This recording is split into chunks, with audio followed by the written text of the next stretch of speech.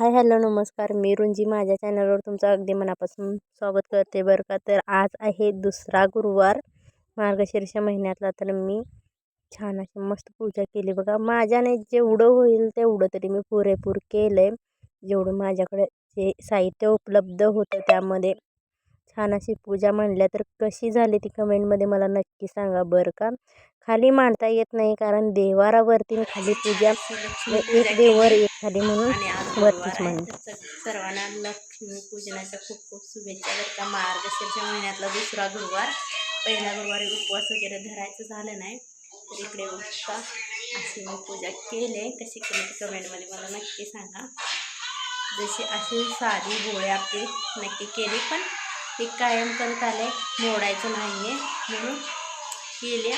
पण छान आल्या जशी माझ्याकडे म्हणजे माझ्यानं झाली तशी मी केली आहे. आणि फळं वगैरे नव्हती, रानात गेलो तो बोरं आणली, हीच बोरं पूजेला ठेवली. आणि ढाळं तर इथं आहेतच फुलं, सदाफुलीची फुलं वगैरे, झेंडू वगैरे इथं काही नाही. मी जेवढ्यात आहे तसं केलं मी बरं का. छान अशी मस्त आणली, पाणी नैवेद्य वगैरे गोड शिरा केला आणि छान अशी पूजा केली. तर आता मला उपवास सोडण्यासाठी वेगळं काहीतरी करावं लागतं, म्हणजे स्वयंपाक करायचा. अजून आधी पूजा करून घेतली, मग आरती आता करून घेते. तर चला व्हिडिओ कंटिन्यू करा, आरती करून घेऊया. आणि ही पुस्तक वगैरे नाही त्याच्यामुळे कथा आणि आरती ही मोबाईलमध्येच लावते.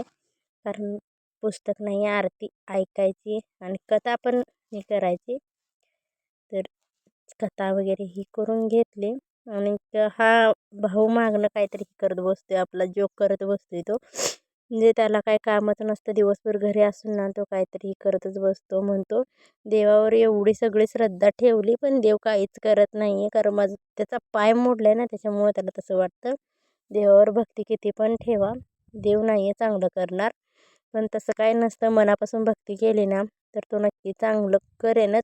करो किंवा न करो, पण आपण जे आपल्या रीती वगैरे आहेत ते नक्की हे करायचं. तर दिवसभर उपवास होता त्याच्यामुळे जेवण काय एवढं काही हे केलं नाही बरं का. भाकरी भाजी जे असेल ते असेल. तर असं छान असं मस्त लक्ष्मीपूजन झालं. कसं झालं ते मला कमेंटमध्ये नक्की सांगा. आणि त्याच्यानंतर बघा जेवण वगैरे झाल्यानंतर एवढं दररोजचं हेच रुटीनच बसून गेलं आहे. शेकोटी करायची शेकायची. आणि आता थंडीचे दिवस आहे त्याच्यामुळे तर मुलं ती अजिबात एवढी थंडी नाही, इकडे भरपूर थंडी आहे. जॅकेट वगैरे सगळेजण घालून झोपतात, तरी पण थंडी 4-4 ब्लँकेट जरी घेतले तरी पण ती थंडी काही जात नाही, एवढी थंडी आहे. मग म्हणून 4 मामांसोबत रील्स पण बनवल्या इथं आणि शेकोटी केली ती, शेकलो छान असं. आणि सगळ्यांनी जेवण वगैरे झाल्यानंतर तो पण महेश पण येतोय, म्हणजे भाव पण येतोय, बसतोय तो पण आपला पाय घेऊन शेकत. इकडे बघा छान अशी शेकोटी. तर कोण कोण अशी छान जेवणानंतर शेकोटी करून शेकते ते पण मला कमेंटमध्ये नक्की सांगा. आणि छान असं सपोर्ट करा व्हिडिओला. आणि असेच कंटिन्यू ब्लॉग येत जातील. चॅनल सबस्क्राईब करा. सबस्क्रायबर पण भरपूर असे कमी झाल्यात, व्ह्यूज कमी झाल्यात.